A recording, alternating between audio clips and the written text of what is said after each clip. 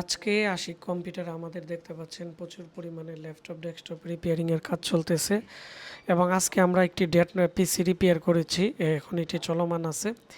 তো এই পিসিটি হচ্ছে স্যামসাংয়ের পিসি মাদারবোর্ড, এগুলো কিন্তু সচরাচর কেউ রিপেয়ার করে না, কারণ আমাদের কাছে নষ্ট মাদারবোর্ড আছে প্রচুর পরিমাণে, এগুলোর পার্টস দিয়ে কিন্তু আমরা রিপেয়ার করতে পারি। সেজন্যই আজকে আমাদের এখানে এই ভাই কিন্তু পিসিটি নিয়ে আসছে।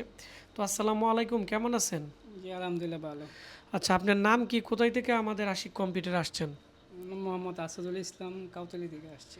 আচ্ছা, আপনি আমাদের কাছ থেকে যে স্যামসাংয়ের পিসিটি নিয়ে আসছেন, তো এটি তো অনেক বছর আগের পিসি। জি, তো আপনি তো বসে থেকে আমাদের এখান থেকে রিপেয়ার করেছেন, আপনার অনুভূতি কেমন?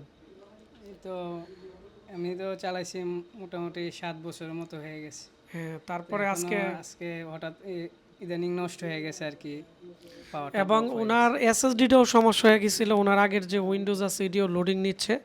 তো আশা করি এই এসএসডিটাও সম্পূর্ণভাবে কাজ করবে। তো যাদের ল্যাপটপ ডেস্কটপ বা পিসিতে সমস্যা, ভিডিওর নিচে কমেন্টস করবেন এবং আমাদের যে আশিক কম্পিউটারে নিয়ে আসবেন। আমাদের এখানে এই যে আমাদের স্টুডেন্ট আজকে একটি ল্যাপটপও রিপেয়ার করেছে, ওনারা এখানে কাজ করতেছে।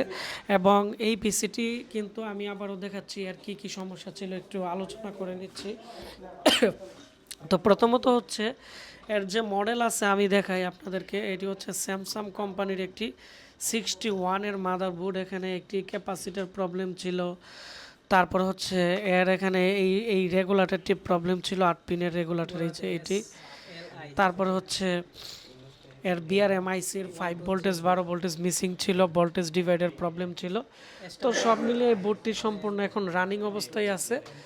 তো সবাই ভালো থাকবেন, দেখা হচ্ছে আশিক কম্পিউটার নতুন কোনো একটি ব্লগ ভিডিওতে। ধন্যবাদ সবাইকে।